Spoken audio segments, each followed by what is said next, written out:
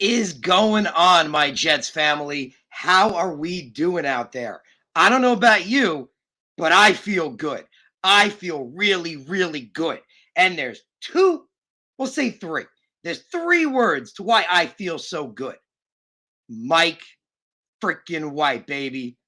Mike freaking White. So I appreciate all you guys out there tuning in. I appreciate all you guys being here on your Tuesday evening. Listen to me talk about them Jets on the Take Flight Spit and Fire podcast. We got Rusty right out of the gate. What's up, my brother? As you guys know, please, bring me your comments. I want to know what you're thinking. Let me know your guys' thoughts. Let me know what you're thinking. If you like, disagree, whatever you're thinking, let me know. I want to hear it. Okay. So Rusty, the Rusty of the Jets, Jetty, I love it. Like Jedi. Jetty Rusty Spooner, my guy. Rusty Spooner says, hell yeah, Harrison and MFW. Mike freaking White, baby. Let's go steamroll the Vikings. I like it. Instead of Vikings. Like it. Let's go steamroll the Vikings. Let's go Jets. I love your energy, Rusty. And again, all you guys out there, see you tuning in. Appreciate you being here. Appreciate you guys being part of the podcast. Like we said, it's one take, man. Mike freaking White. How amazing on Sunday. I'm still hyped, bro, because we should all be hyped. And that's me, part of my whole take today. Part of my whole take is we are all Jets fans. That's what matters most, right? We want Zach Wilson to be the guy because we want to win. We would love Mike White to be the guy because we want to win. It's about those W's. It's about those Super Bowls. We're pumped because our offense looked better than it's looked all season. It looked more fluid, more consistent. I can't wait to talk about it, man. I can't wait to get into it with you guys. But see you guys in the chat. I appreciate all you guys. Let me know what you guys are thinking. Jets mess. Sup, my brother, saying, yo, my man, what's up? We got Robbie Oak out there. Robbie Oak saying chicken freaking soup. Feeling better, I see. I appreciate, as you guys know, I wasn't feeling too well yesterday. I'll be honest, I'm still a little down. I was going to put it out on Twitter. I was going to say, you know what? I still don't feel the greatest. But my Jets, just like you guys, man, my Jets pump me up. They get me excited. All I have to do is think about it. All I have to do is think about the numbers that Mike White put up. Think about and remind myself of what our team did, how all around every component, how great we looked on freaking Sunday. So pure adrenaline, bro. I loved that too. The camera catching Mike freaking White, winking was ice on the cake. Bro, you guys saw, if you didn't, I put it out on Twitter as well. I called it the Mike White confidence level. And that's part of what I want to talk to you guys about Mike White. But in his interviews, as you guys know, I bring you all the pressers and all the stuff like that. Mike White, literally, one of the biggest things he says is how he keeps his calm, how he keeps his composure, which is a nice, refreshing thing, right? No matter how bad the situation gets, no matter what's going on, he's Joe Cool. He's the one that brings everybody like, we got this. It's all good. The wink is just, that's Mike White, man. That's Mike White confidently saying, I got this. I love it, bro. No, Robbie, you're exactly right, bro. It was me. It was me. I'm still a little under the weather, so you guys might catch me coughing a bit throughout the episode. Hopefully, I don't hack anything up on the camera. Got a nice big water, but I'm excited, man. Like I said, my Jets have given me life. And it's very simple. Like we said, it's Mike freaking White. So again, I want to hear what you guys think. Let me know in the chats. Let me know your guys' thoughts. If you agree, disagree, any stats you want to bring up. But I want to talk to you guys about the man right now. And the man is Mike White. So let's talk about Mike White for a second.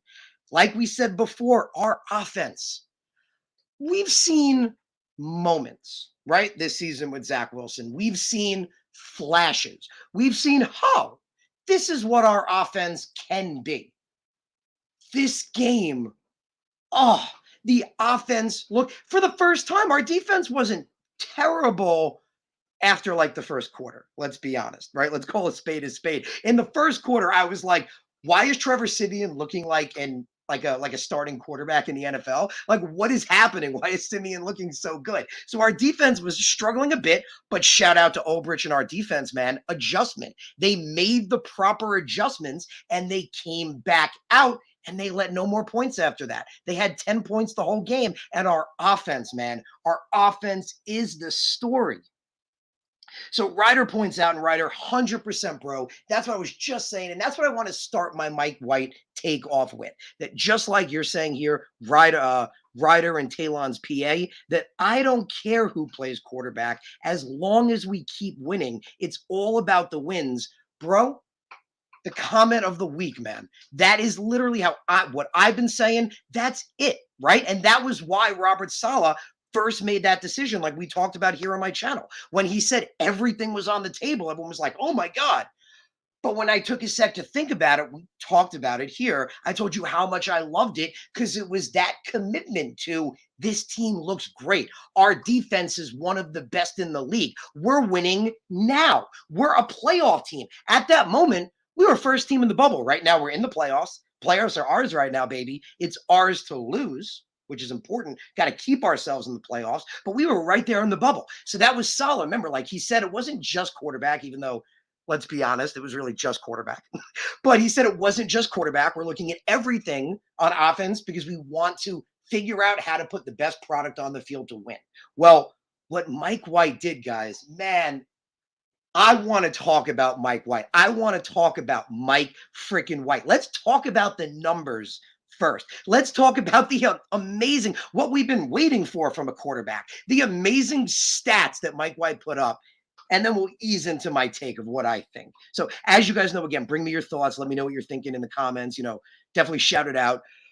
Excuse me, like I mentioned, still like Robbie pointed out, still getting over the cold. So don't mind me if I'm clearing my throat a whole bunch. Excuse me. But let's talk about Mike White. So Mike White ended the game with a 79% completion percentage. Like we've been complaining for so long with Zach Wilson. And I do want to start this because this take might turn into what you might take as Zach Wilson bashing. And I do want to say it's Zach Wilson's stats. I'm not bashing him. He did it to himself. I want to say, as you guys know, I still believe in the kid. So full disclosure up front, I still believe in Zach Wilson. He's a young kid. He could still be an NFL level quarterback and he could potentially still be great. That being said, that out of the way, let's get back to this. So Zach Wilson has had the worst completion percentage in pretty much the NFL. He's lucky if he gets over 55%. So if we look at Zach Wilson for a sec, Zach Wilson averages for his career over 20 games right now, a 55% completion percentage. He has over 70% once.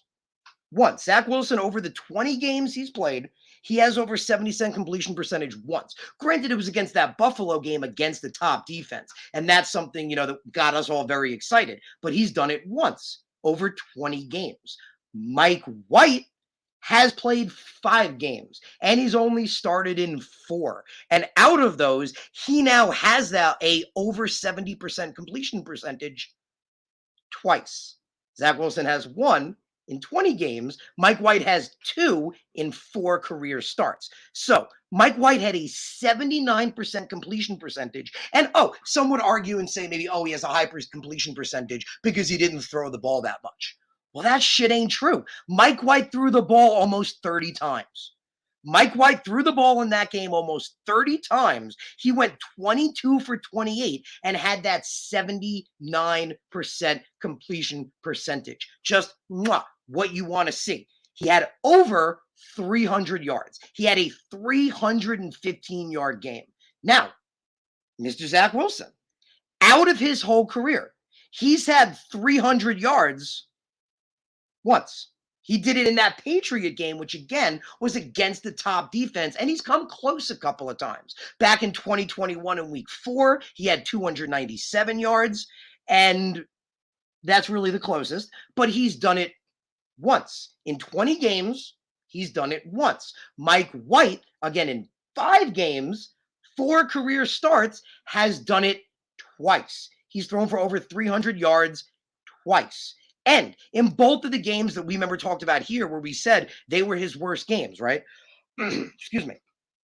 So, we were saying those were his worst games. Where was it? I had a second ago. Oh, yeah. Remember we were talking about the Buffalo and the New England game, right? Remember we were saying the Buffalo and the New England game, that remember we said that he had a small sample size. And you guys remember my take was Mike White could totally break the hell out, right? You guys remember, my take was Mike White could totally break the hell out, man. And you remember it was because I said he only had a small sample size. He only had 4 games. 3 of them were starts. And in the Colts game, he came out early. Colts game didn't even play the whole game. So he has a very little sample size. And I pointed out how very little sample sizes can be misleading, right? So the way we talked about it, remember I said New England always seems to have our number, right? They always seem to have Zach Wilson's number. He has more interceptions against them than anybody. And Buffalo, yeah, we kicked their butts last time, and that was great, right? Our defense lit it up, and our offense did just enough. That we're talking about, again, just enough, but they won that Buffalo game. But we know in games past, like last year, it's not uncommon for Buffalo to have our number lately too.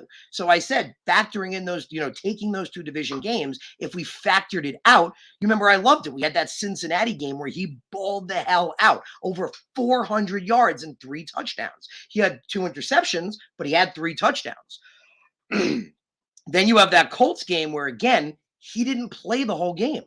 But out of the 11 times he threw the ball, he completed it 7, had almost 100 yards, had 1 touchdown, no interceptions, for an over 120 completion percentage. So I was remember like, oh, this is very interesting. This is a kid who really hasn't had the opportunity. So I do want to start off, and I do want to point out that we need to see Mike White consistently keep doing this, right? So I do want to point that out as well. We're not anointing him the franchise quarterback yet, right? We're not saying this is our guy, this is our franchise quarterback. We're not anointing him yet, right? Keyword is yet. But he has to keep doing this. But I just want to talk about again how awesome this was and why, yeah. So, excuse me. So he said he had a 79% completion percentage, 22 for 28 for over 300 yards, 3 touchdowns, no interceptions. His rating was 149.3. That was a near perfect rating.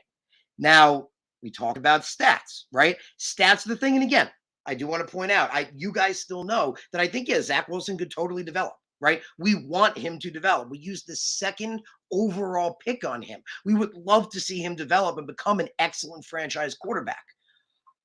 But we're just looking for a franchise quarterback, right? Who cares where it comes from? Like we said before, and like you guys would agree, we're Jet fans. We want to win. We would love a franchise quarterback, or of what like Chad Pennington could have been, right? A franchise quarterback. That's what we're looking for.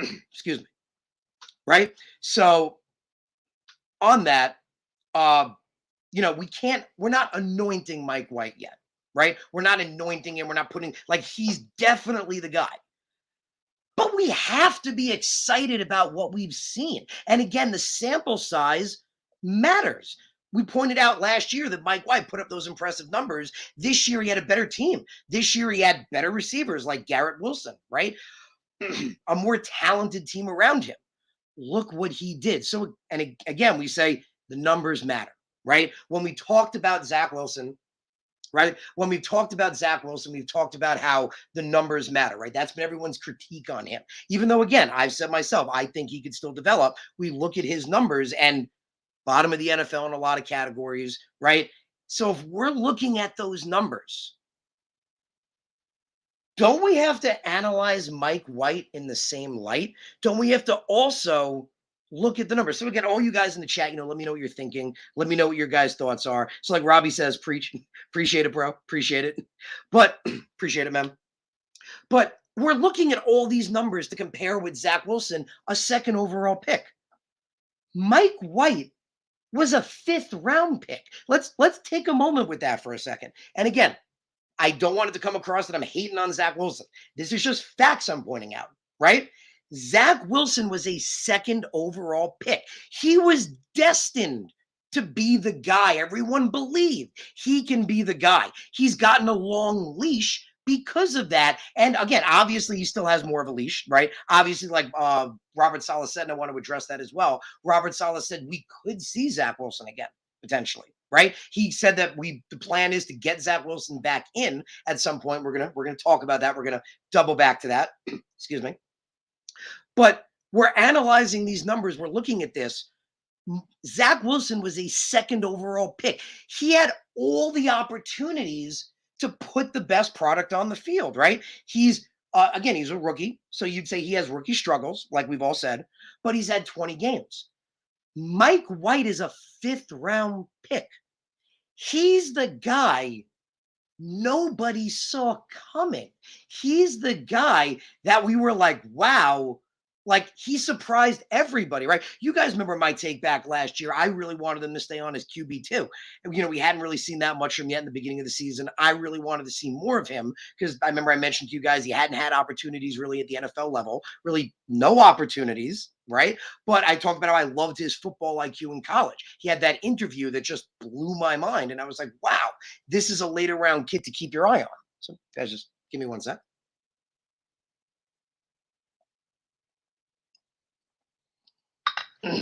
Excuse me. So we with Zach Wilson, we want him to be the guy, right? He's the second overall pick. We want him to be the guy, right? We want him to develop and prove that he could be the franchise quarterback.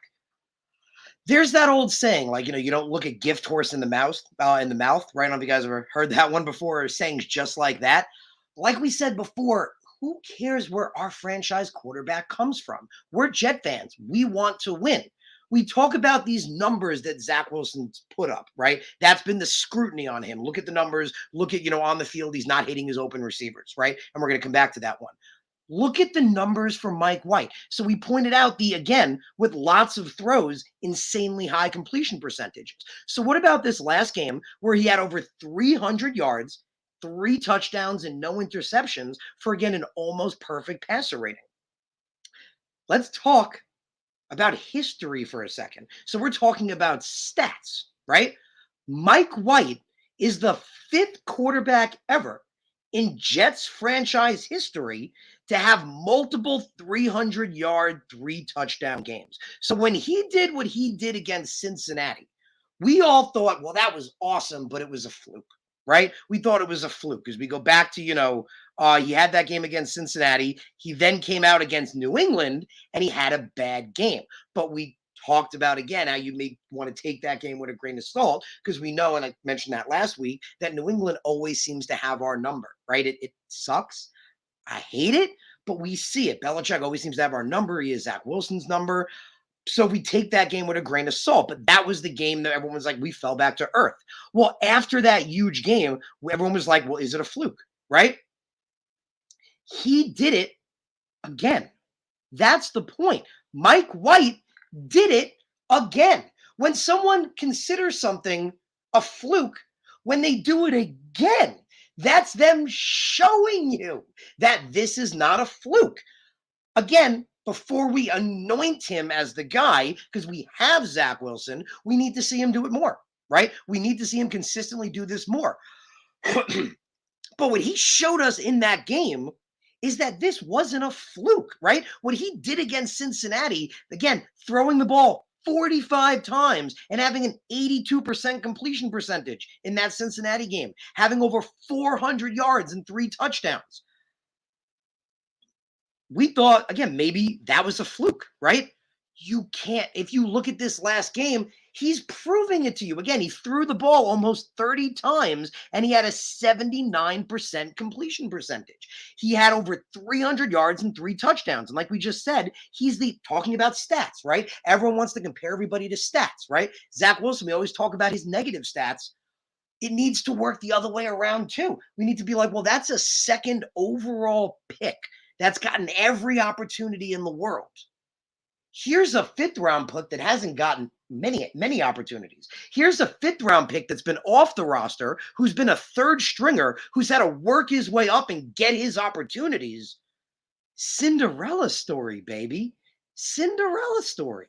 You look at what Mike White is doing, and again, these numbers are insane. We said 5th quarterback in Jets history to have multiple 300-yard, 3-touchdown games, while the other guys to do that are Ken O'Brien, who never won us a Super Bowl, but we know he was a damn good quarterback for a good amount of time. Joe Namath, we all know who Joe Namath is. Richard Todd, who again, maybe not as good as Ken O'Brien, same thing, Not the worst quarterback. He was our franchise quarterback for a while, just never won anything. The other guy, which is kind of funny, his name, I actually didn't know who it was. His name is Dick Wood. That kind of cracked me up. His name is Dick Wood. He's done it twice. But the other guys are Ken O'Brien, Joe Namath, and Richard Todd. That's fantastic company for Mike White, again, playing in his 5th game ever. 4th career start. That's fantastic company, right? So yeah, I'd love to hear what you guys think. Let me know your guys' thoughts. Let me know what you guys are thinking. So we said that's fantastic company, right? How about this? We said he was the 5th quarterback in Jets history to do that. Did you know Mike White is the 5th quarterback now in NFL history to record multiple games with 300 plus passing yards and 3 plus passing touchdowns within his first 4 career starts? Some of the other guys that did it were Kurt Warner, who a lot of people are saying, especially with the high completion percentage, the only one that did that in 4 games is Kurt Warner. So people are saying, could Mike White be the next Kurt Warner? I like the can Mike White be the next Tom Brady? And I'm going to talk to you guys why I kind of like that one more. Rana points out, oh, we know who Joe Namath is. And that's kind of the point, right? Talk about elite company. He's done something that as Jets quarterbacks, there are 3, if you had to name the 3 best quarterbacks through Jets history, believe me, I'd love Chad Pennington to be in there. I would absolutely love Chad Pennington. I would still put him in there. But the problem is he was injured. So if we take Chad out, if we just take Chad out for a second, we have Joe Namath, Ken O'Brien, Richard Todd. That's company to be in. And we just said that 300 plus yard, 3 touchdown, that 300 plus yard, 3 touchdown game. He's the 5th quarterback in NFL history to do that within their first 4 career starts. Like we said, Kurt Warner, right? Great company to be with. Mark Rypien, Austin Davis, not so much.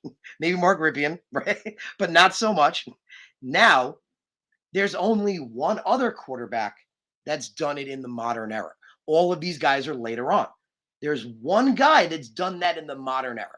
Only one guy in the last decade plus, 2 decades even, decade plus, I would say, who is thrown 300 plus passing yards and 3 passing touchdowns in their first 4 career starts.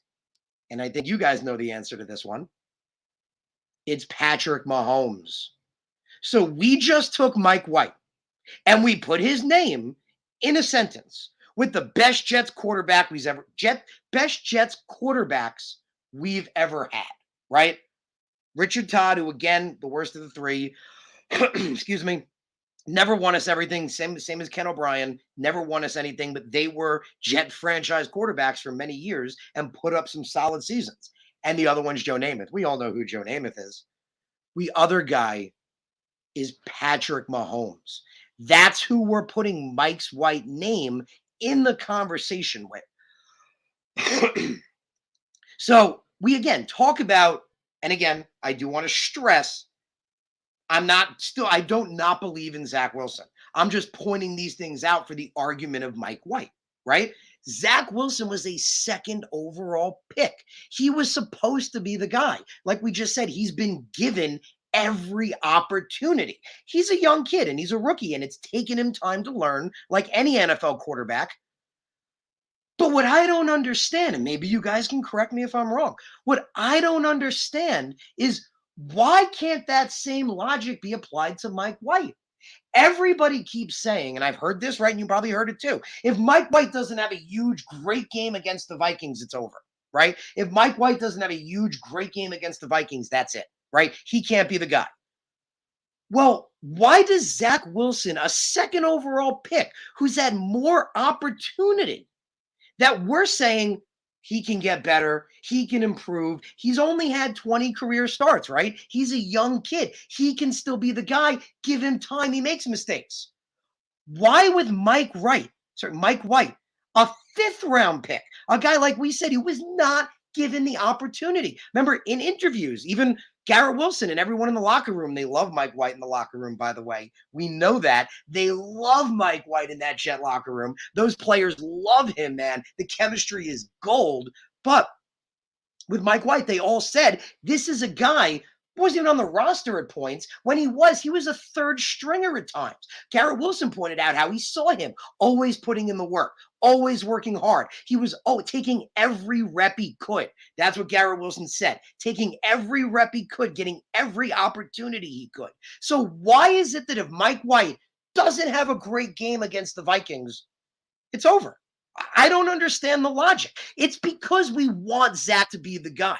But like we said before, you, me, we're all Jet fans. The goal is the W's. The goal are Super Bowls. If it's Mike White that can be our franchise quarterback, how beautiful is that? Just think about for a moment how beautiful that is. So I want to go back to the stats, but let's just think about this for a sec.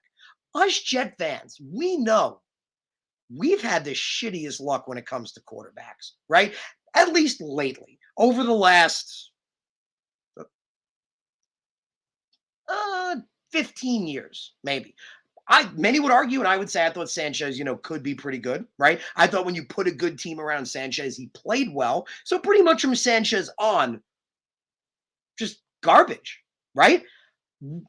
We have tried to draft quarterbacks high. I'm not saying, again, not saying Zach can't be the guy, but we've tried so often, even going back to Mark, to taking quarterbacks high.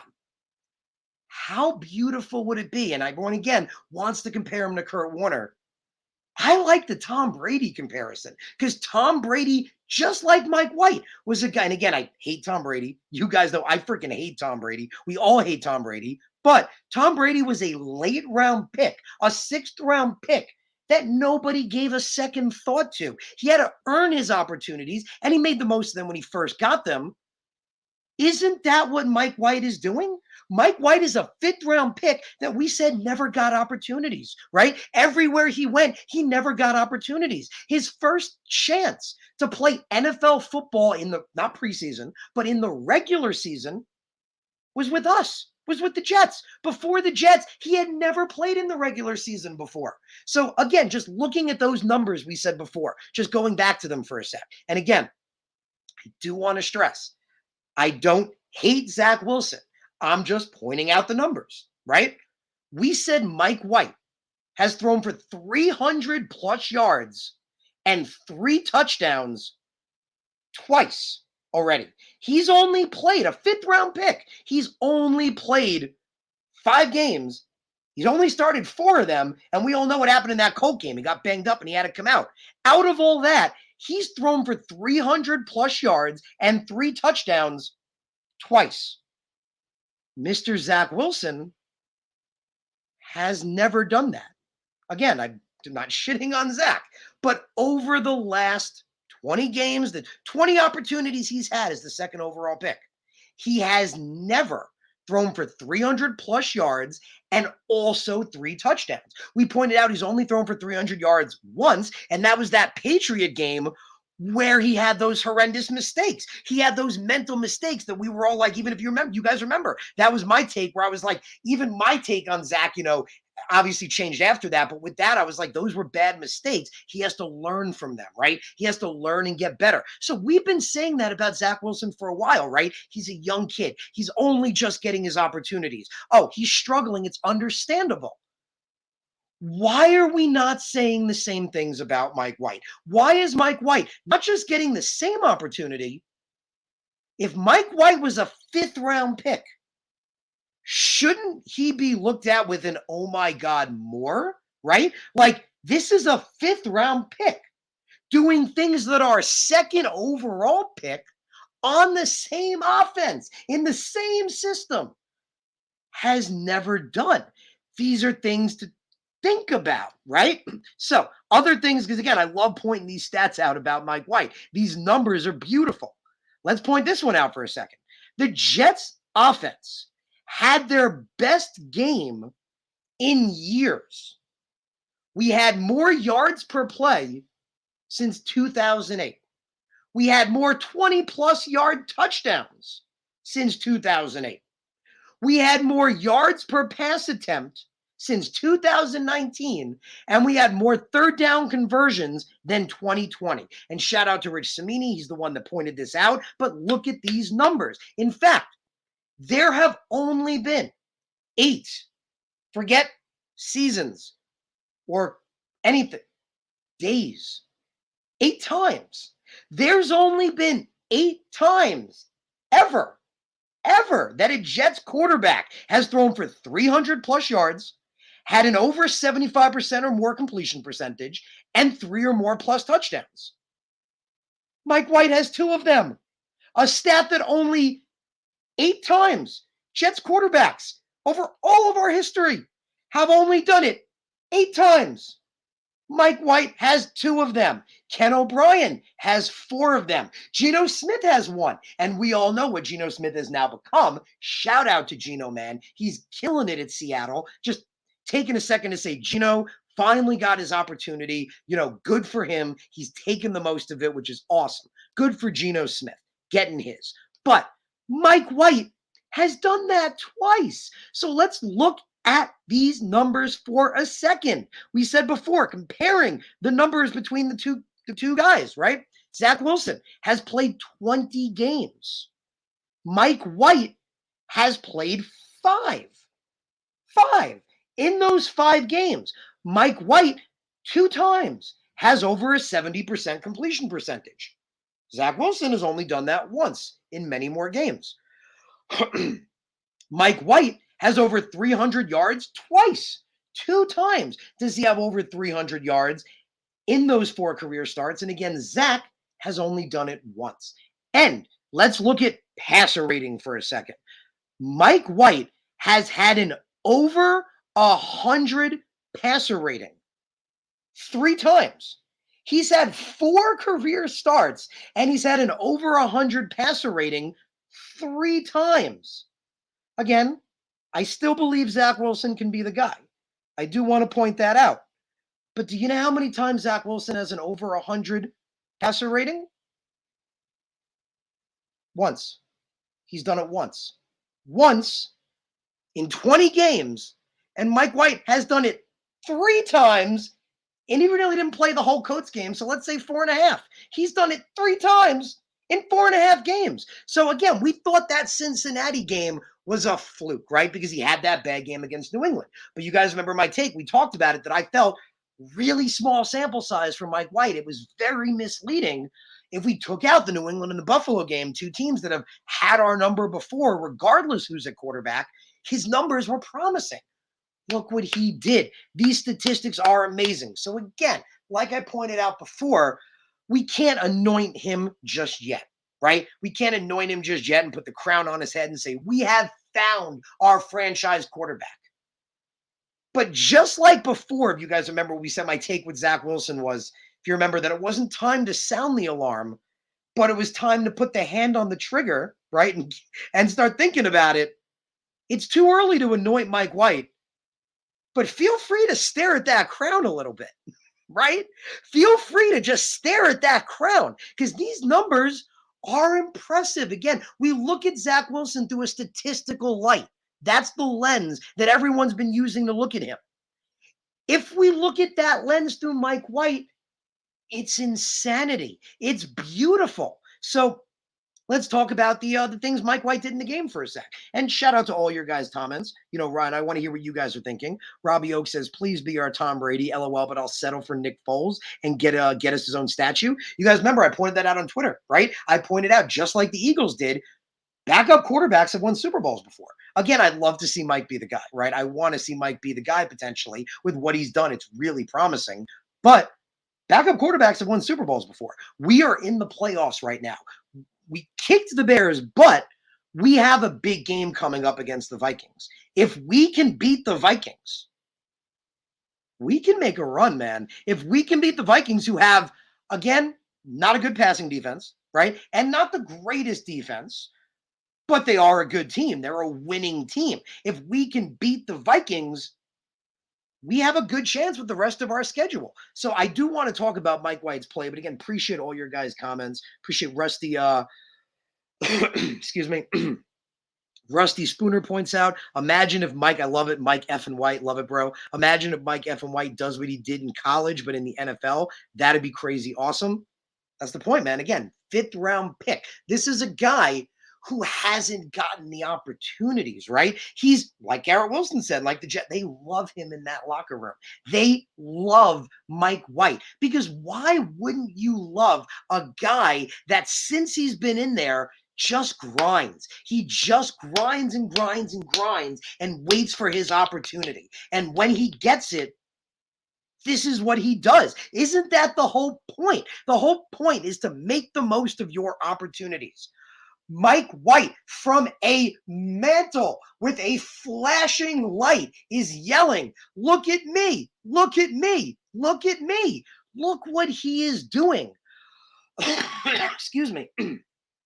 So again, he needs to keep doing it. But I don't get again why so many people are saying, well, if he has a bad game against Minnesota, that's it, right? Because we want to see what Zach Wilson can be. But we just pointed out, we looked at the numbers.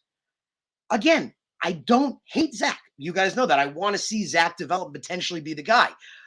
But what Mike White is doing, Zach has never done. So let's talk about this for a sec. One of the biggest knocks on Zach, and I want to get to all your guys' comments again. Please let me know what you guys are thinking.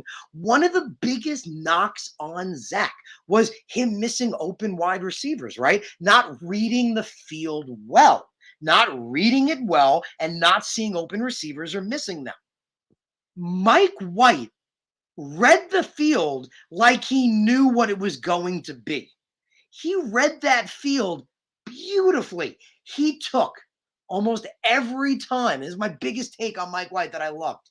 Every time he got the opportunity to, he took exactly what the defense gave him.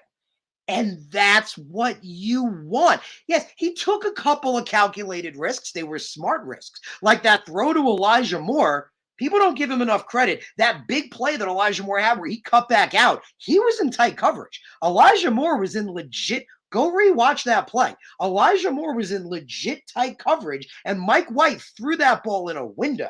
He put it in a window and put it perfectly in Elijah, so perfectly that Elijah was able to make the move between two guys to be able to continue going downfield.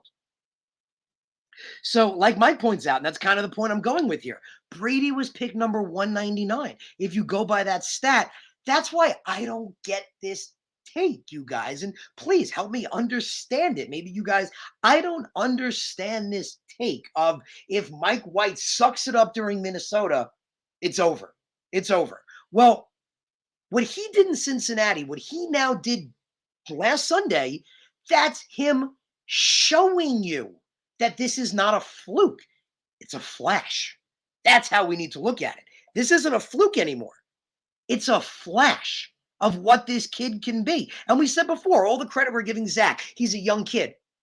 Mike White's only 27 years old. Yes, he hasn't gotten many opportunities. So, yeah, it'd be great if he was 22 or 23. But we've seen quarterbacks that are 27 years old, could play for another decade, literally another decade. He's still not an older guy, and he hasn't had that many opportunities, right? He's a fifth round pick. So we said that about Zach, right? We say, well, he's just starting out, right?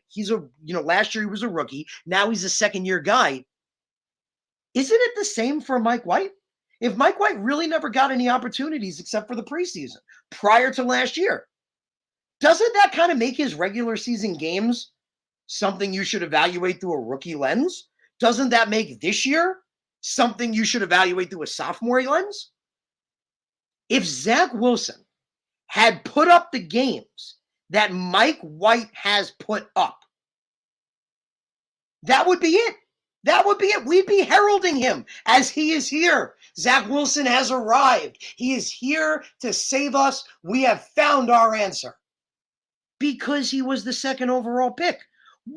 With Mike White, like you're pointing out, Mike Kaz, shout out to you, bro. He should have more of a leash. He was a fifth round pick. He's gotten, I don't even want to say half. He's gotten like 10%. He's gotten like 10% of the opportunities Zach Wilson has because Zach Wilson was drafted to be the guy.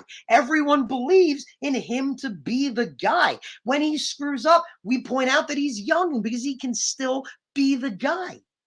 Mike White, this fifth-round pick, only played in 4 career games. Why is the lens any different? If we didn't, and again, I'm just pointing it out like this. If Zach Wilson had started his career off in his first 5 games, like Mike White has, we would again be praising and heralding him, say he has arrived. He has arrived and our quarterback is here. Also, excuse me. Also, like you said, Brady was a later pick.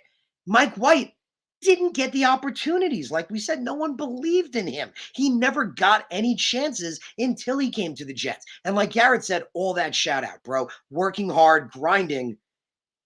So we said before, we love for Zach to be the guy. But if Mike White becomes the guy, isn't that such a beautiful Cinderella story? You guys give me just one sec.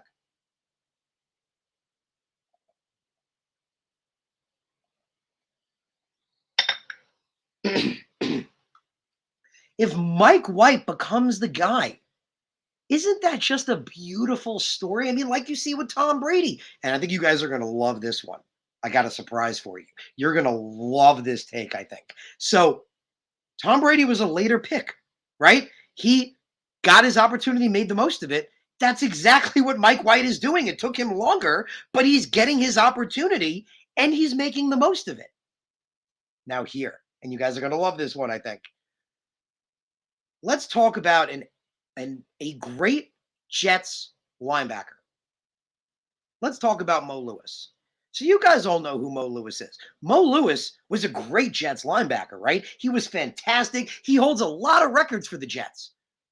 But unfortunately, he is forever remembered as the guy that brought Tom Brady into the game, right? He's forever remembered as the guy that sacked Bledsoe, took him out, Brady came in, and the rest is history. So we've always been cursed, like people have said, that we're the team that introduced Tom Brady to the world, right? We hate the Pats, right?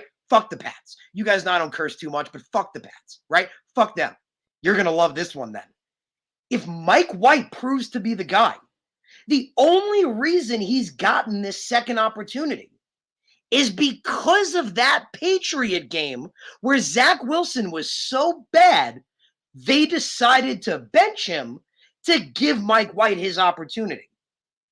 I hope you guys are seeing where I'm going because this is exciting. If this is the case, if Mike White's the guy, we flip it around. Now it's the Patriots that gave us our moment. Fuck the Patriots, right? That means the Patriots are the team. They will be forever remembered as the ones that had Zach Wilson.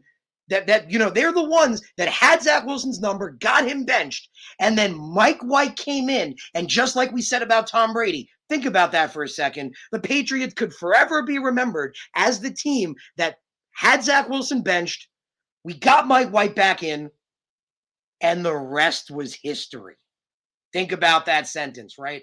And the rest was history. So just like Rusty Spooner says, Rich Eisen, appreciate it, bro. Appreciate the Rich Eisen shout out. Appreciate it, man. With the reversal of fortune.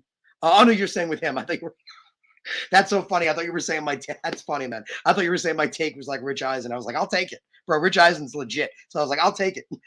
But he revealed that reversal of fortune was hopefully spot on with my. I actually hadn't heard it. I don't know if Rich Eisen has said the same thing, but I actually mentioned it. If you guys want to check it out on the show on Sunday, you guys know I do the post game show. You guys know I do the post-game show with Italy Jet on his channel. Awesome dude. We do the post-game show there. I mentioned that as well. Think about that, man. I guess I mentioned it Sunday. Think about that. How freaking awesome would that be, right? We're forever remembered as the team that, forever let Tom Brady, right? Mo Lewis, great NFL linebacker. Amazing Jets linebacker. He was an incredible linebacker. But he's forever remembered for the guy that brought Tom Brady in, and the rest is history. We fucking hate the Patriots, right? The Patriots, like I said before, it's the reason I said, well, Mike White's bad game after that huge Cincinnati game was against the Patriots. And you guys remember my take back on, last week was we have to, you guys remember I said Mike White could break out, right? I said Mike White could break out in this Sunday game, which he did. And it was just like we said, we could remove that Patriot game because it was such a small sample size. Rusty points out, I think he stole it from you, bro. That's maybe. If he did, that's amazing, man. I'll take it. That means I'm making it. If Rich Eisen stole my thing, I love it, bro. I love it. But legit did say it on Sundays. If you guys check it out, post-game show, it was Sunday, 6 p.m. I was on with Italy Jet. Somebody brought up the Patriots, and I pointed that out, man. Because think about how amazing that fortune would be, right? And I said it before. We talked about it. Bill Belichick seems to always have our fucking number, especially Zach Wilson, right? Zach Wilson's worst games came against the Patriots. He has more interceptions from the Patriots than like other teams combined. It's crazy. Freaking Bill Belichick always seems to have our number. So that's why I said remove that New England game. And then we removed the Buffalo game. And I was pointing out, right, that the Colts game he came out, but the numbers were promising. If you remove those games, think about this for a sec. If you remove the New England and the Buffalo game, Mike White in all those other three games had an over 100 passer rating. Think about that. In all those other three games, even the Colt game where he came out early, he had a high passer rating, over 100 passer rating in all those other three games. So think about how beautiful that would be, guys. Like, fuck the Patriots, right? Fuck the Patriots. They've fucking always been sticking to us for so fucking long. They had Tom Brady, and Tom Brady was their guy, and he always stuck it to us. And we had to be reminded that we're the ones that gave him to them. What if Mike White, like we said, becomes the fucking guy and he owns this division and the Patriots year after year after year after fucking year have to be reminded that they're the ones that gave us Mike White. Like we said, the sentence could read that the Patriots owned Zach Wilson, he got benched, Mike White got his opportunity, and the rest was history. That's how that sentence could end. So again, just think about that, right? All the heartache, all the trauma we've gotten. If Mike White becomes the guy, we shove it right back at them. We put it right back at the Patriots, man. They will, again, forever remember that they were the team that we all thought Zach Wilson could be the guy. They are the team after his crappy performance the first time, the mistakes he made, and the second time, that game that was just, oh, you guys remember after that last Patriot game, I was like, and again, I still think Zach could potentially be a franchise quarterback, but it was so disgusting. I was like, oh, it's awful. No NFL quarterback should ever do what he did. If Mike White becomes the guy, the Patriots, again, year after year, will forever be remembered that they're the ones that put Mike White in the rotation, in the lineup, and the sentence could end, and the rest was history. I love it. I love it, you guys. And I'll be honest, that is my favorite part of all of this. Again, Mike White being the guy and winning a Super Bowl is amazing, obviously. That's amazing too. But the cherry on the cupcake will be, again, all those years of us having to remember, oh, right, the fucking Patriots, right? We put Tom Brady year after year. What if that could be us? What if that could be us? So again, we come back to Mike White's play, right? And I've been talking a lot about Mike White, and that's what the whole episode is. So you guys, let me know what you're thinking. Let me know your thoughts. And again, take started with, and I'll remind you guys, it's too early, right? It's too early to anoint him as the franchise quarterback. But everybody said that Cincinnati game was maybe a fluke. What he showed is that's not a fluke. It was a flash. That was a flash of what this kid can do. Look at what he's done in the small sample size he's played, right? Again, we talked about how Zach's been ripped apart for having the lowest completion percentage, the lowest this, everything at the bottom of the league, given every opportunity possible as the second overall pick. Mike White is a fifth-round pick, has gotten none of those opportunities, finally gets his chance, and in this limited sample size, look what he's done. So you guys remember my take, and I bring it up as well. I know a lot of people, and you guys know it. I know a lot of people are saying, with the Viking game, if Mike White doesn't have a great game, he can't be the guy. again, you guys remember I mentioned it before. That just, and if you guys missed it, you can go back and check it out if you do want. That was crazy to me, right? I just don't understand why this logic is not applying to another young kid that's just getting his opportunities. So, excuse me. So we mentioned the numbers, just unbelievable, right? Unbelievable. And we're now 7-4. The Jets are 7-4. We are in the playoffs. It's our spot to lose right now. So let's remember talking about this Jet team for a sec. Bam Knight said it after the game, and Bam had a day, boy. Bam had a day. Let's talk about Bam, Mr. Bam Knight for a second, guys. You guys remember I put it out on what do they say? Always check the receipts, right? With like check the receipts. Go on YouTube. You guys remember one of my videos was solely why Bam should make the 53. I remember wanted Bam on this 53-man roster, put out a whole video on why I wanted him to make the 53. But let's look at what he did in his first career start, right? First career start. He had 14 carries for almost 70 yards, averaged 4.9 yards per carry. Over carrying the ball 14 times, he almost averaged 5 yards every time he carried it. Bam Knight had 3 targets come his way. He caught all of them. He caught all 3 for 34 yards. In fact, averaging 11.3 yards per catch, which means every time Bam caught the ball, he averaged over a touchdown. Now, here's the stat. Here's the kicker. Bam Knight is the only rookie this season. We saw how many running backs have been drafted, right? How many running backs have gone? Bam Knight is the only rookie this season to have over 100 total yards in their first career game. And let's remember something. Bam wasn't drafted. You guys remember, Mike, I put it out, on Twitter when Michael Carter said it, way, way, way earlier in the season. Michael Carter shouted out Bam before the season even began and said he couldn't believe the kid went undrafted. He couldn't believe Bam Knight went undrafted. And that he, totally should have been drafted. And I really liked him. You guys remember, I thought he was excellent at, where he played in college. As you guys remember, I've mentioned to you guys, I'm a big ACC football guy. So I like Michael Carter, but I also saw Bam Knight. I liked watching him play. Man, I was excited. I was excited at Bam Knight. What he did, he's made a statement that not only does he need to stay active, you need to keep getting him the ball. You need to keep feeding Bam Knight. Let's see what this kid can be. Because again, only rookie this season to have over 100 total yards in the first game they play, and he's undrafted. All those other guys were drafted. He wasn't even drafted. So you guys remember, just quick shout out to Bam Knight. I wanted him on the 53. Man, he is proving himself. He looked awesome.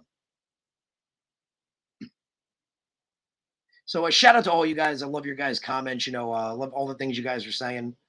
Mike White points out, Harrison, I think we found something with Mike White. Actually, even the time off to look at the game from the sidelines and play against the defense this year, our defense, he has made him more efficient.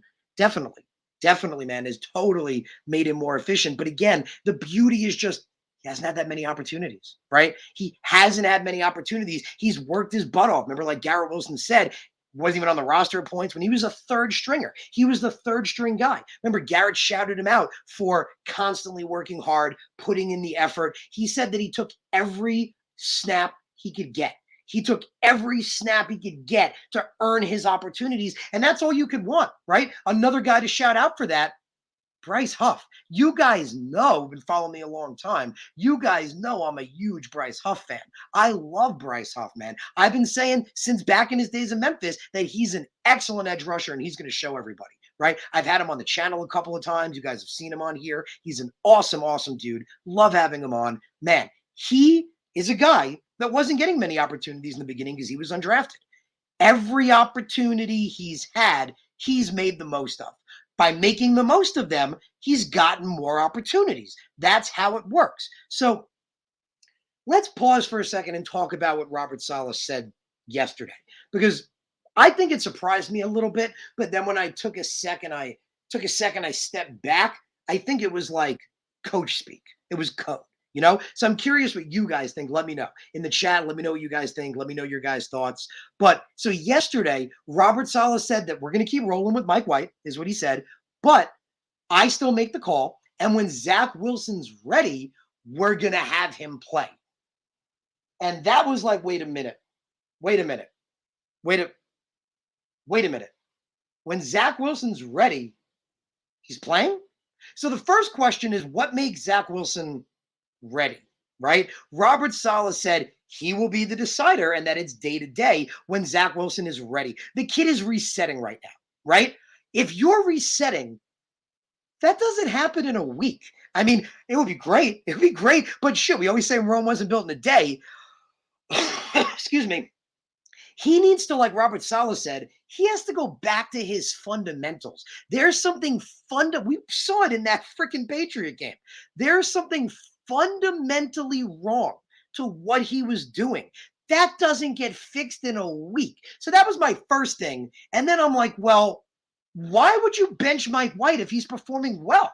Why would you bench him if he's winning? So I took a step back, and I'd love to hear again what you guys think as well.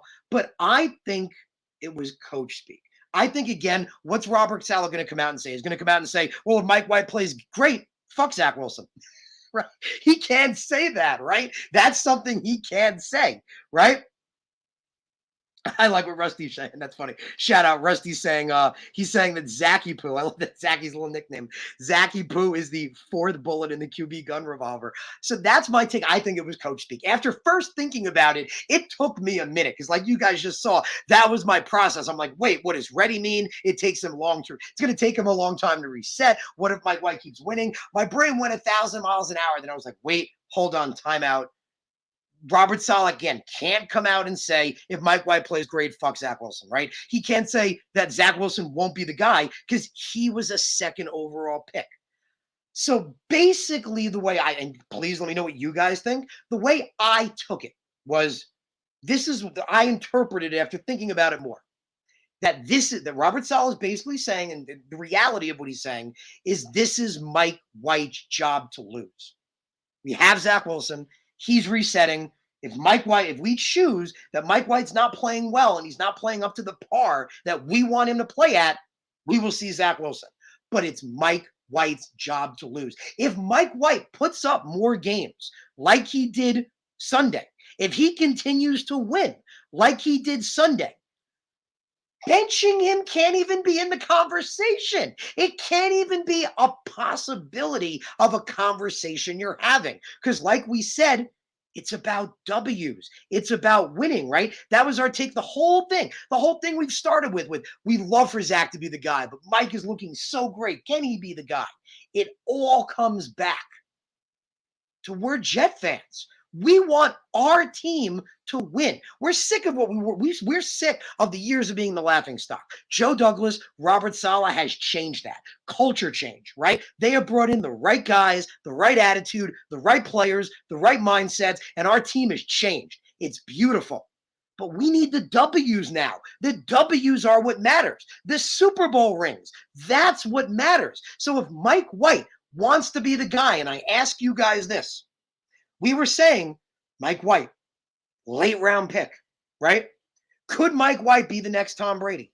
If Mike White becomes the next Tom Brady, do you honestly care that you drafted a quarterback with the second overall pick?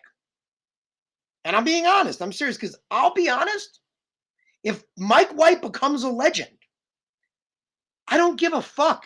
I personally don't give a shit if we drafted a quarterback second overall. That's how it works. You have to play the game, right? You have to try to find the guy. That's what we're doing. We're in an attempt to find the guy. And like we said before, us Jet fans, we've been fucked at quarterback so many times, right? We've drafted high and it hasn't worked out. How beautiful would it be to be able to say, if it works out, right? If it works out, how beautiful will it be to be able to say, Mike White became our quarterback. Of all the guys we tried for, we never thought it would be him, right? He fell into our laps, our Cinderella story, right? So Jets King points out, and that's true, man. You can't point out. Jets King says we can't forget he got us to 6-4. Well, Zach didn't play the whole season, right? We know that Zach didn't play the whole season, right? We do have to remember that. His record was, what was it, 5-2? I think 5-2, right? You guys correct me if I'm wrong. I'll lean on you guys. I think it was 5-2. Right now, I got to go check. Now I got to go check. Hold on.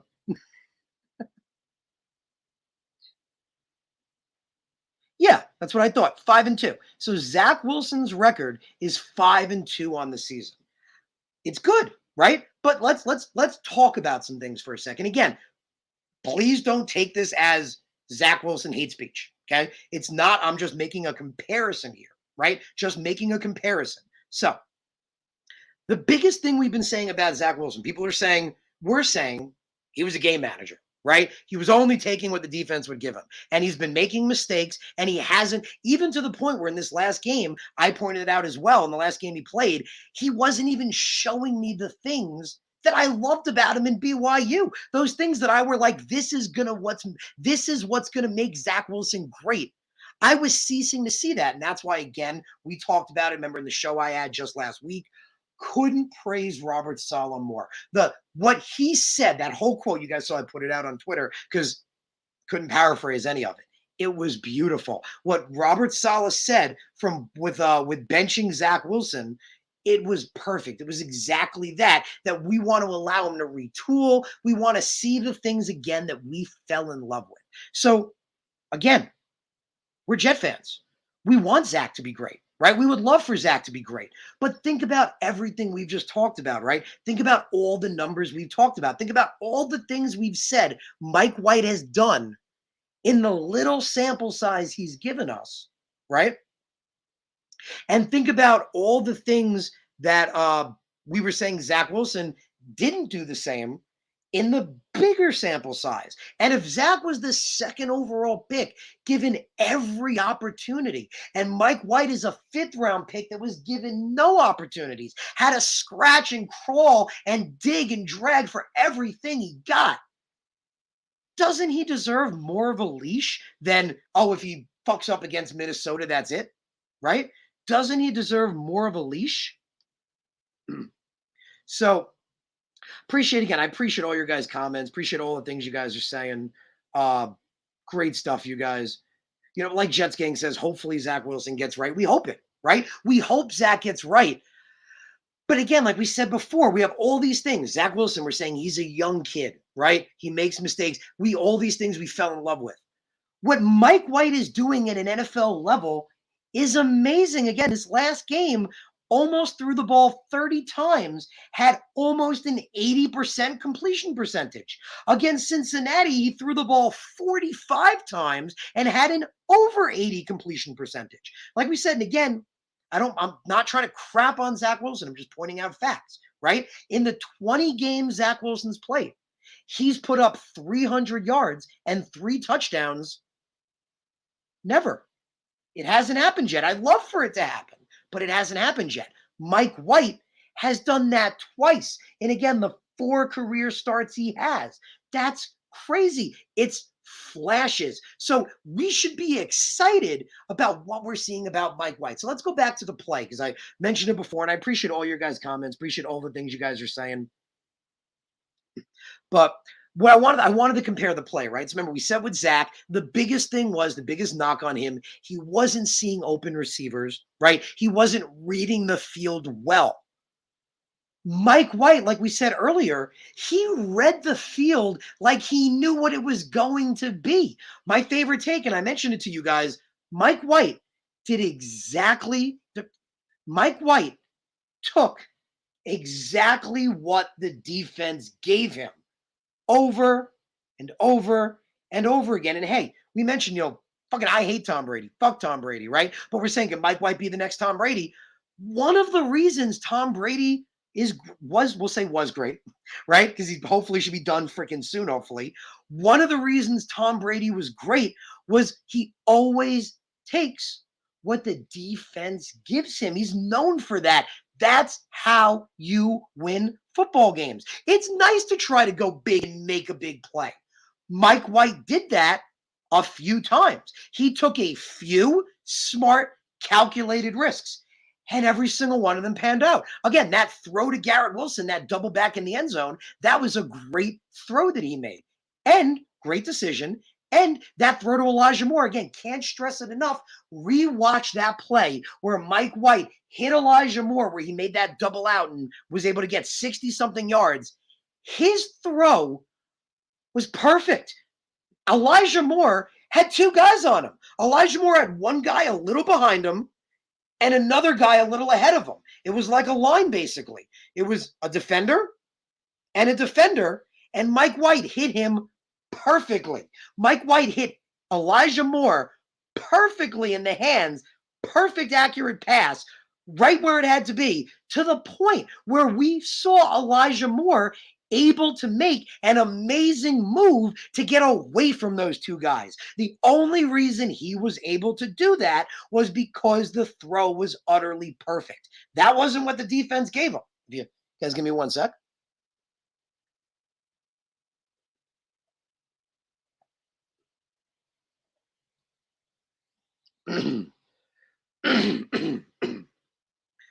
That throw to Elijah Moore from Mike White, that wasn't what the defense gave him. Again, he took what the defense gave him all game, and it was beautiful, right? There's some of the throws to Garrett Wilson, to Mims at one point. He got 10 receivers involved. Let's talk about that for a second. Mike White got 10 wide receiver, 10 different players. Mike got 10 different players available in the passing game. And if you want to hear the perfect answer, in Mike White's interview after the game, they asked him about getting the ball to 10 different players. Mike White said, I think it's just going through your progressions and taking what's there. It's playing within the offense, executing the play that's called, and our guys stepping up. It shows the confidence that we have in our guys and the confidence that they have in themselves. Guys, the answer. That is the answer. I'm not going to lie. I almost wept. Just a little bit after freaking Mike White gave that answer, right? They asked him about finding 10 different players throughout the game. He says, I think it's just going through your progressions and taking what's there. Again, we would love for Zach Wilson's reset to go great, for him to turn it around, for him to show us what he could be, show us all the things we fell in love with. But that's something he hasn't been doing. We've clearly watched him struggling going through his progressions, which again is crazy for me, right? You guys remember I mentioned it, and that's what I loved about what Robert Saleh said about Zach Wilson's reset. That was one of the things I loved about him at BYU. In BYU, you guys remember, I put out videos back in 2021 saying, look at this, look at Zach. He went through this progression, then hit this guy. It was beautiful. He has lost touch with all the things we fell in love with him for. So again, I hope the reset goes great. I hope it does. But what Mike White is doing is beautiful. He took exactly what the defense gave him throughout the entire game.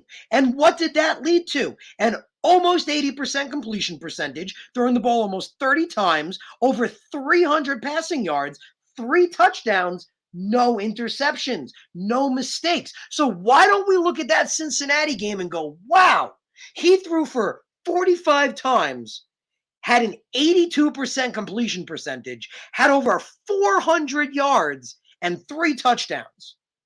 But he had 2 interceptions. Like we say with Zach Wilson, let's see the kid clean that up. Isn't that what he did? He had a game with no interceptions. He had a near perfect passer rating. So again, if we forget, like I mentioned before, if we were to take Mike White's first 5 games, first 4 career starts, and if we were to make them what Zach Wilson would have done in his first 5 games too, we would have been heralding him as this is the guy. This is it. He's thrown for 400 plus yards, 80 something percent completion percentage, almost twice. Amazing touchdowns. He had 3 touchdowns and 2 interceptions in that Cincinnati game. Now he had an amazing game with 3 touchdowns and no interceptions. He's getting better right in front of our eyes. He's learning.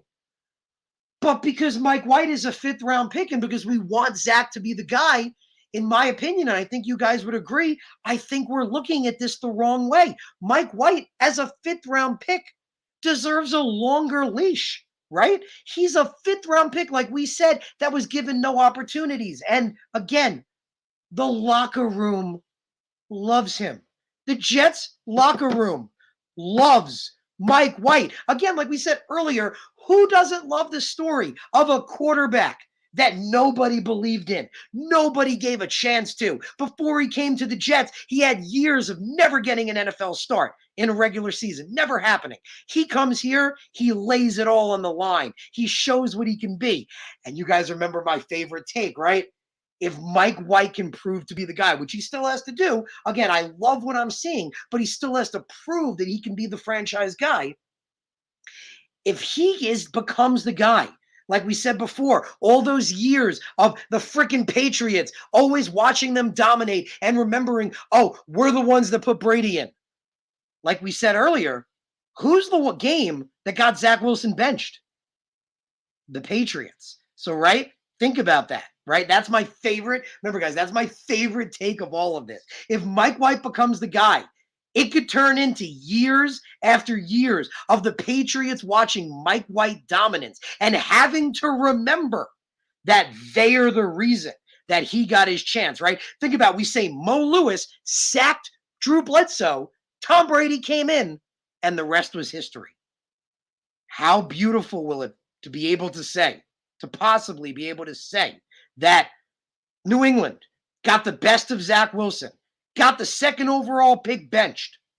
Mike White came in, and the rest was history. Those fucking Patriot fans will have to remember that. And I love it. I love it. That knife is digging so deep, man. And I love it. That is awesome. But guys, please, and I ask you again, and if you agree, tell everyone on social media, let them know. Even if Mike White doesn't have a great game against Minnesota, why are we saying, oh, well, that's it? Oh, well, that's it. Look what he's done in this small sample size. Again, we want Zach to be the guy because he was the 2nd overall pick, because he's been given every opportunity. We want him to be the guy. He's had every opportunity because of that. He's played 20 games. Well, we just showed statistically how Mike White has done much, much more things in his short time period, in his couple of games, than Zach's done in all of his time yet. Yes, Zach can totally reset and become the guy. But if Mike, and people are saying it, right? If Mike White doesn't have a good game of Minnesota, well, maybe we should turn back to Zach. I'll be honest, I kind of want to keep riding the Mike White train right now. And here's why, right? There's no guarantee Zach Wilson is ready from his reset yet, right? We said he struggled with everything, right? He's literally has to reset his fundamentals. We said that doesn't happen in a week. That's not something that just magically happens. That takes time. That could take into next offseason. Zach's not going anywhere. I want to see what Mike White can do. We kept saying we want to see what Zach Wilson can do. Why don't we want to see what a 5th round pick in these limited opportunities can do? Why don't we want to see that? So again, even if Mike White struggles against Minnesota and doesn't have a great game, let's see what he can be. Let's give him the rest of this season. Let's see if he can be the guy. If he's so bad, right? That's how we have to look at it. If Mike White is so utterly atrocious, then yes, it makes sense because we're a win now team, right? We're a win now team where the goal, like we said, we're Jet fans, right? We're Jet fans first and foremost. Our goal is to win. Our goal is to make the playoffs, win Super Bowls, right? Whoever wants to be the quarterback to do that, so be it. So if he's so bad, then it makes sense because we still want to be able to make our playoff run. We still want to keep winning. But even if let's say he has an okay game, right? Let's say Mike White has an above 65% completion percentage, over 200 yards, 2 touchdowns. I don't want to say a pick or two, but you never know. Again, I feel like we need to be looking at this as we got to see what this kid can be, right? Because again, let's go back to what we were talking about, right? I want to go back to that because you guys know me. I get all excited. We go down some sidetracks, or we go down some different paths. But I appreciate all your guys' comments. I appreciate all the things you guys are saying. Appreciate all your guys' thoughts. So Rusty Spooner points out, he says, Streveler should be second string. JD should trade Zachy Poo to Denver or Green Bay for a first and a third. Zach is in that Jamal type of water 100%. I don't think so yet. Now, Zach, even if Mike White plays phenomenally, he needs to win in the playoffs and, maybe even take us to the Super Bowl or something for the Jets coaching staff to be like, to not want to keep Zach Wilson around, and who knows what you get for him in a trade. So I don't know about that. But again, we're trying to reset him, right? We're trying to see what Zach can be, right? I get it. Why I get it. I get it. Rusty saying, Zachy Poo crapped on my butcher block defense, so I'm going to poop on him. I get it, man. I get it. Totally get it.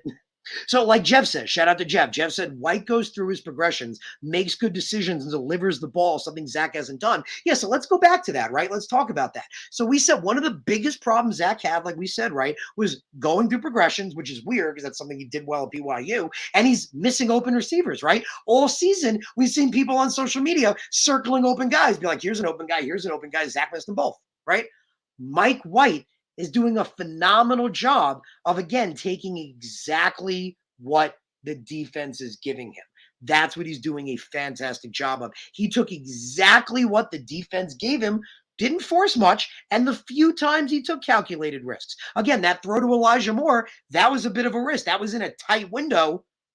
Beautiful, completely accurate, perfectly accurate. So Mike White was completely accurate in that game, outstandingly accurate, to the point where he had a almost 80% completion percentage, right? He had where is it? I had it up a minute ago. I want to give you the exact number. Excuse me. He had a 79% completion percentage, right? Almost 80%. Zach Wilson, like we said, has only broken 70% once. Mike White had 82% in that Cincinnati game and almost 80% in this game. And in that Cincy game, over 400 yards. Zach's never done that. Zach's only had over 300 yards once, right? And he had over 400 yards, 3 touchdowns, but 2 interceptions. You would challenge a guy like Zach, clean that up. Show us what you can do. In this game, almost 80% completion percentage, over 300 yards, 3 touchdowns again, this time 0 interceptions. So I know we're excited, right? Again, like I mentioned, we can't anoint him yet, right? We want him to be the guy, and we're so excited with what we're seeing, right? But let's go back to the numbers, right? So, excuse me, on the field. Zach Wilson, Mike White went through his progressions amazingly. Go back, watch the game tape. I did. Mike White was reading the field like a champ. He saw the field exceptionally well. So again, whole knock on Zach Wilson all season, isn't going through his progressions well, isn't seeing the field very well. Mike White was the literal opposite. Again, he read the field outstandingly, and Baldy pointed that out. If you guys didn't see, I put one of you guys know Baldy NFL is the man. Baldy's breakdowns are legendary. Baldy's got the best breakdowns, man.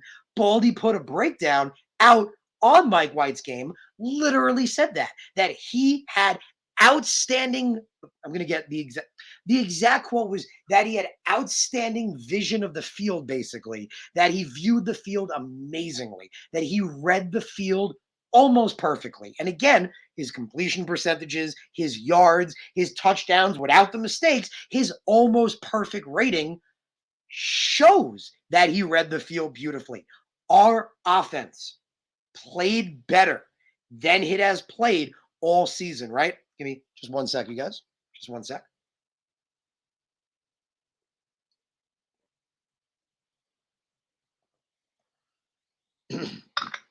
Excuse me. So we talked about, again, how, like we said with, I lost my, lost my train of thought. Like we were saying with the excuse me, like with reading the field, Mike White read the field beautifully, literally beautifully, and went through his progressions and was incredibly accurate. When he threw the ball, his throws were incredibly accurate and on target. And he, again, for the majority of the game, took exactly what the defense gave him, which I don't know if this is in reference to what I was just saying, but Ron says exactly.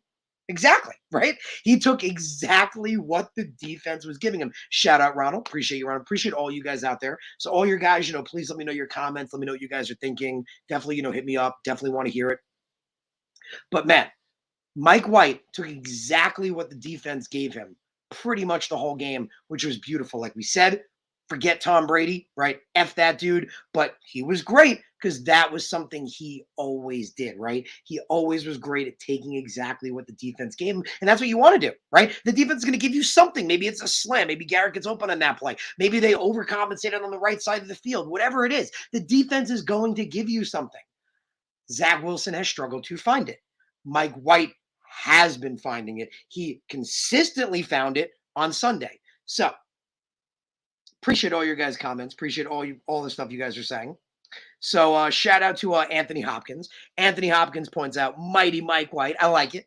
Mighty Mike White. He said, Mighty Mike White. I believe Mike White prepared for this moment from last year. He has a better O-line, a few more weapons, and Mighty Mike effing White is going to do well Sunday. Go Jets. I believe too, man. I believe Mike White's going to have a good game because I think, again, what this game Sunday showed us was that was a flash, not a fluke, right? We all thought that Cincinnati game might be a fluke. And that game, again, was a Jet record setting game, right? Mike White, they pointed out before the game started, right? The announcer said before Mike White even throws the damn football, he's already in Jet record books because of what he did against Cincinnati. So again, my big take in the way I'm looking at this, I still think Zach Wilson can be the guy, but I don't get why we're making all these excuses for Zach, hoping he's going to reset when what Mike White is doing is incredible. Again, these numbers that he's putting up, Zach hasn't even come close to what he's doing. Again, a 5th round pick, given not that many opportunities. And like you guys pointed out in the chat, Mike White is making the most of those opportunities. Like you say here, Anthony Coppins, he's preparing for this moment from last year. That's exactly what he's been doing. And that's why, again, in the locker room, they love Mike White. They love Mike White in that freaking locker room, man. They do. The players love him. They gravitate to him. Because remember, like I mentioned earlier in the show, he's Mr. Cool. That's what Mike White is. So we mentioned that quote before, which I just loved, right? Talked about going through progressions, right? That Mike White, why he was able to hit 10 different receivers. Isn't this just perfect, right? Saying, I think it's just going through your progressions and taking what's there. It's playing within the offense and executing the play that's called and guys stepping up, shouting out his guys, says it shows the confidence that we have in those guys and the confidence they have themselves. Just perfect. Perfect. But here's what I'm talking about Mr. Cool, right? They asked Mike White about his approach. They asked him. Excuse me. And Mike White said, the way I approach the QB position is being a calming presence in the huddle, especially when things aren't going well. It's just distributing the ball and letting them be who they are. They're all in that locker room for a reason. I just have to get them the ball. Again, perfect answers, right? We were crapping on Zach Wilson, right? We were making comments about the comments that he made in the in his pressers. How perfect are those comments, right? How perfect is that? So Mike White says, and again, calming presence. He's Mr. Cool, right? We saw that beautiful wink in the beginning of the game, right? Where he winked to the camera. How perfect is that? That's the kind of guy, which again, Zach's the opposite, right? Zach's the guy that gets all, energetic and gets the guys riled up. But it's nice to have that Mr. Cool, right? It's nice to have that, like he said, I'm a calming presence in the huddle, especially when things aren't going well. When things aren't going well, don't you want that guy that's like, don't worry, guys, we got this. That calm confidence, right? Calm confidence. Don't worry. We got this. I got this. You guys got this. Don't worry. That calming presence. And like he said, giving his credit to his guys, right? In the first quote, we said, right, that guys are stepping up. It shows the confidence that we have in them and that they have in themselves. Well, in the second one, remember he said it's just about distributing the ball and letting them be who they are. How more humble can you be? How more humble can you be with Mike White just saying, hey, I'm just getting them the ball? That's what Mike White's saying. Mike White's saying, hey, I'm just getting them the ball and letting them be who they are. And that's what he said. Like he said, they're all in that locker for a reason, just have to get them the ball. Absolutely beautiful. And then we always talk about looking forward, right? Always talking about looking forward. They asked him about how he felt about the game. He said, I feel good. Obviously, it was a good game for the offense. I'll enjoy this one with my friends and family. And then tomorrow, which was Monday, and then tomorrow, it turns into Minnesota prep. Turn the page and keep going to where we're trying to go. That's the answer you want, right? Absolutely perfect answer. And again, like we said, perfect team guy. One of the things that I love that Mike White also said when they asked him about the win, Mike White said it was a complete team win. He actually said that, I remember, 3 times. 3 times in the 5 minutes Mike White was talking, he called it a complete team win. So, like Jeff points out, he says, silly to give up on Zach Wilson right now. Alex Smith took time to develop. So did Kurt Warner. This being bench will hopefully build character and he'll come back better mentally.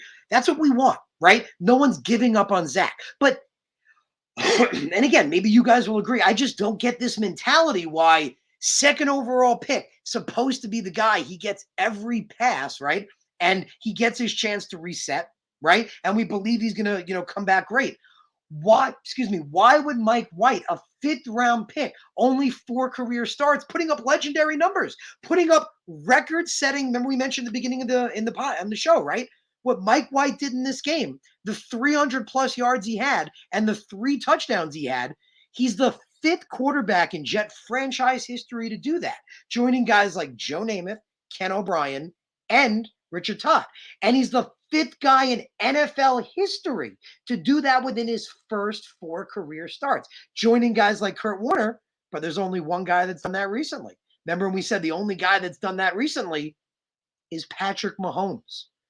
We're putting Mike White in a sentence with Patrick Mahomes because of the numbers and the performance that he has put on the field.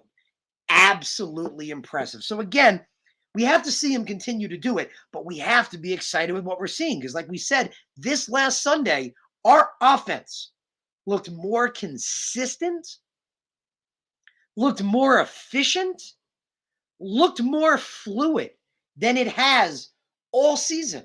Like we said, our biggest issue, our quarterback, Zach Wilson's not going through progressions well. He's not reading the field well. Like I said, Mike White read the field so well, it was almost like he knew the field ahead of time.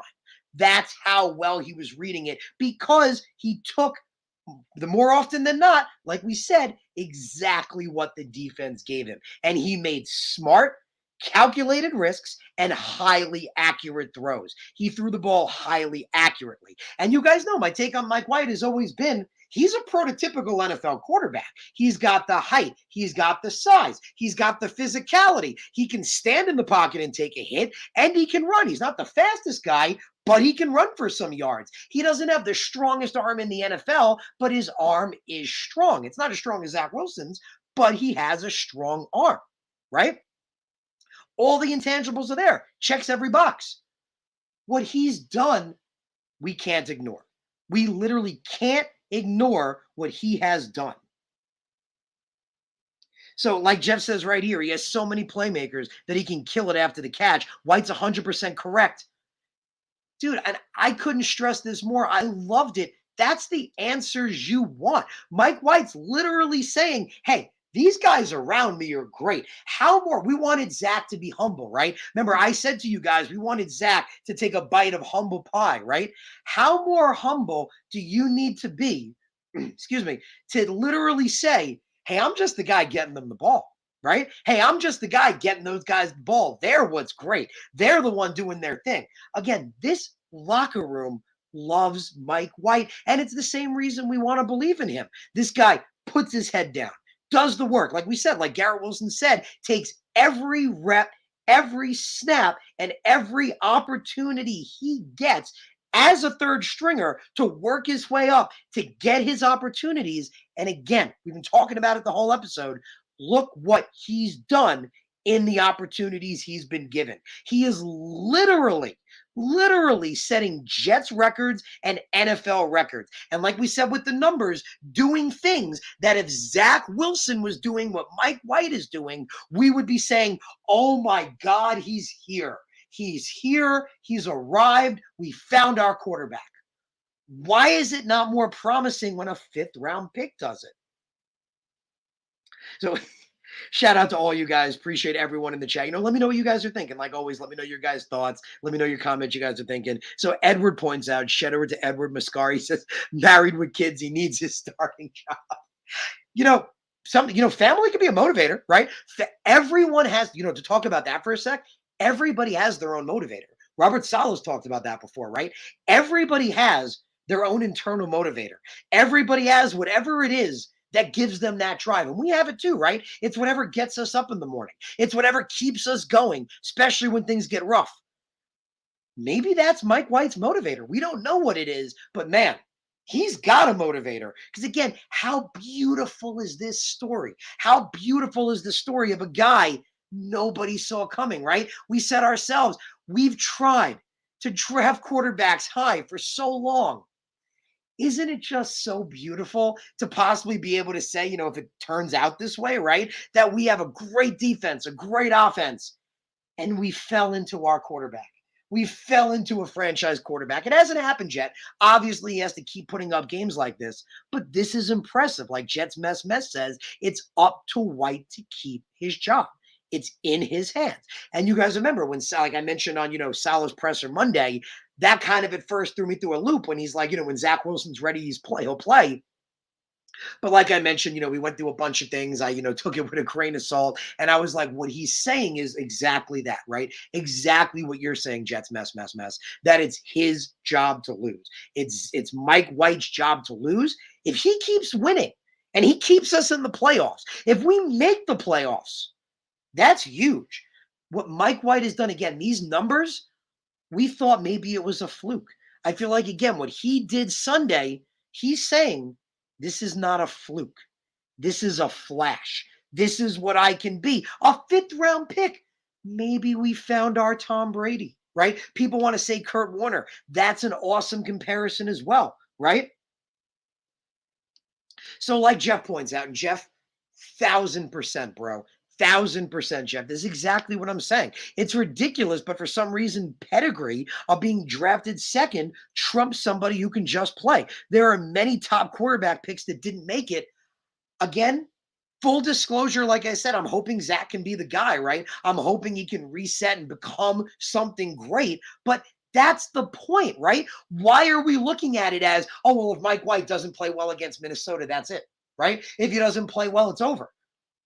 Why? Again, why does Mike White, a fifth round pick, get held through more scrutiny than a second overall pick?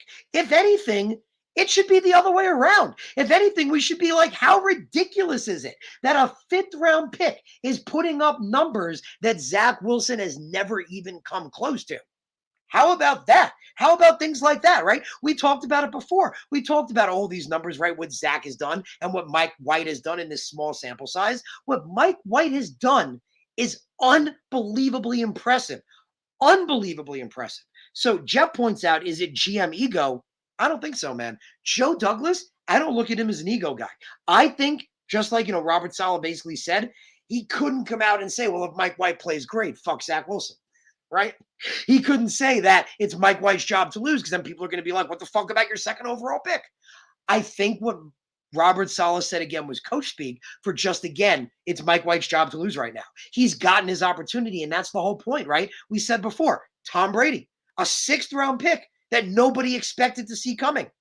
He got his opportunity, and the rest was history. This is Mike White's job to lose. How beautiful will it be, you guys? Again, just think about how beautiful could it be if it turns out that Mike White is a franchise quarterback. If he can do what he did Sunday consistently.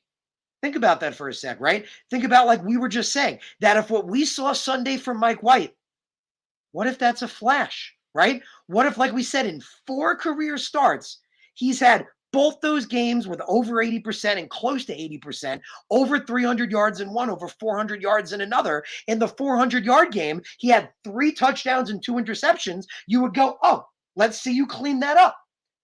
He did.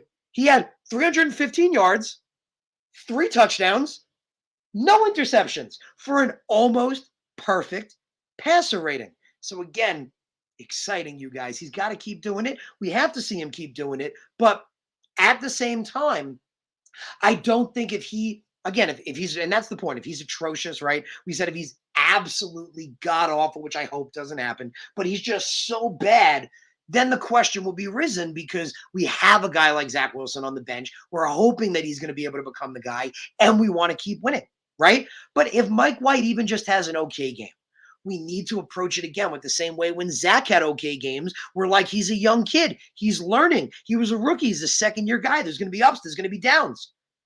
Mike White is a 5th-round pick that just last year played his first NFL starts. So why is he not looked at like a rookie? This year, why is he not looked at like a sophomore guy? And as being, like you said, Jeff, as being a 5th-round pick, isn't it infinitely more impressive that he's doing what he's doing as opposed to a 2nd overall pick? So again, it's exciting. We don't know what this is going to mean, right? We're hoping that it can keep happening and Mike White can keep being the guy. But man, this is exciting. These numbers, like we said, man, what Mike White did Sunday was unbelievable. And like we said, he went through his progressions beautifully. He took exactly what the defense gave him all freaking game, which was awesome. Took a couple of calculated risks. Like we said, that throw to Elijah Moore, but he was perfect on all of them. Every calculated risk he took, he threw the ball perfectly. And because of that, 3 touchdowns, no interceptions. And like we said, I pointed out all those stats. If you guys missed it, pointed out all those stats in the beginning of the podcast, in the beginning of the show. The numbers are unbelievably impressive. What Mike White has done in this small sample size is unbelievably impressive. And it's something to be really excited about.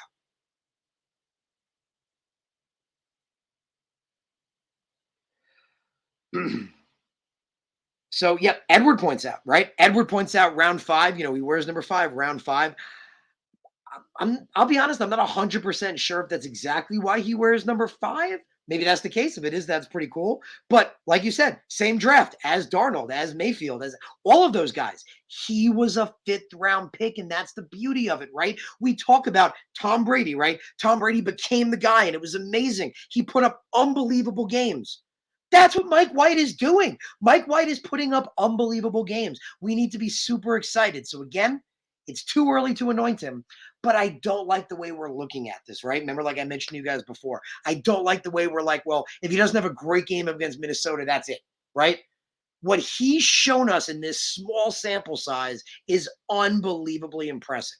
Unbelievably impressive. To again, like we said, forget 2nd overall, forget 5th round. If we were to take Mike White's first 5 games he's played, if Zach Wilson had those same first 5 games, like I mentioned, we'd be going, oh my God, he's here. Zach Wilson is incredible, right? Because look at what Mike White has done. The numbers are unbelievable, right? Look at what we've said, right? We mentioned, taking out that New England game. We mentioned taking out the Buffalo game. In those other 3 games, he has an over 100% completion percentage. In those other 3 games, he has 7 touchdowns and 2 interceptions. In the Cincy game, over 80% completion percentage. In this Chicago game, almost 80% completion percentage. So again, I'm loving it, man. Like I mentioned, the way I started the show, Mike freaking White, man. Mike freaking White. Because like we said, our defense has been one of the best in the NFL. They've been keeping us in games, right? We said Zach Wilson at times has done just enough to win. That's why they were calling him a game manager. And other than that, he wasn't really winning any big games. Mike White won this game, right? The defense played well, but Mike White and the offense won this game. We can't deny that. Excuse me, right? Remember, we said that the defense struggled in the first, quarter and a half and change. They made Trevor Siemian look good, right? I'm like, oh my God, why does Trevor Siemian look like a franchise quarterback, right? But they figured it out. They adapted, right? Our defense changed. They adapted and they shut them down. And our offense was unbelievable. Like we mentioned before, not only was Mike White impressive, we showed the numbers showing that our offense statistically was one of the best performing offenses in years. This is exciting, man. This is absolutely, absolutely exciting. And like we said, the ultimate fuck you to the Patriots, right? We've talked about Mo Lewis before, right? That he's forever remembered for bringing Tom Brady in. Well, remember, if Mike White becomes the guy, it's because the Patriots had us bench Zach Wilson. It's because the Patriots owned Zach Wilson as much as they did. They had him benched. And sorry guys, my dog's just coughing. Sorry. She's okay. Yeah, she's okay. Just want to check on her quick. Appreciate you guys. And again, I appreciate all you guys tuning in. Appreciate you guys listening. Appreciate you guys being here. So Edward points out, Parcells once said, you never want to leave the huddle because you don't know who's going in the huddle. It's exactly it. But again, just think of the beauty of this, right? And that could be it, right? Just think about how crazy that could be, right? If Mike White becomes the guy, if Mike White becomes the franchise quarterback, then that means New England will forever have to remember that they're the reason that Zach Wilson got benched and Mike White became the guy, and the rest was history, right? How amazing would that be after all of these years to turn it around, right? To turn the tables around like that. And like we said, our defense is one of the best in the NFL. Our offense, we knew we had great weapons. Yeah, they struggled this year, but they didn't struggle against Chicago on Sunday. They didn't struggle with Mike White back there. Like we said, Mike White went through his progressions beautifully. He took exactly what the defense gave him. He made excellent calculated throws, calculated risks, and he was highly accurate. The numbers, like we said, are beautiful. Absolutely, absolutely beautiful.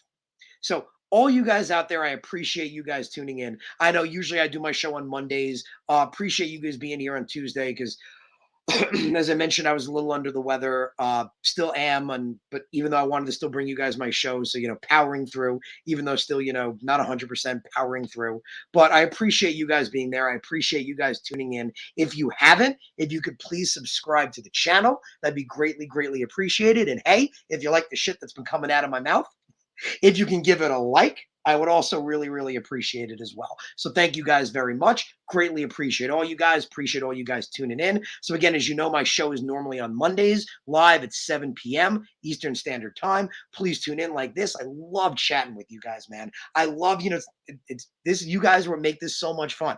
I love just chatting with you guys, hearing your guys' thoughts, hearing you guys, sometimes when you agree with what I'm saying or you're like, oh, that's crazy, bringing up your guys' comments, talking all about it. Truly, truly appreciate all you guys.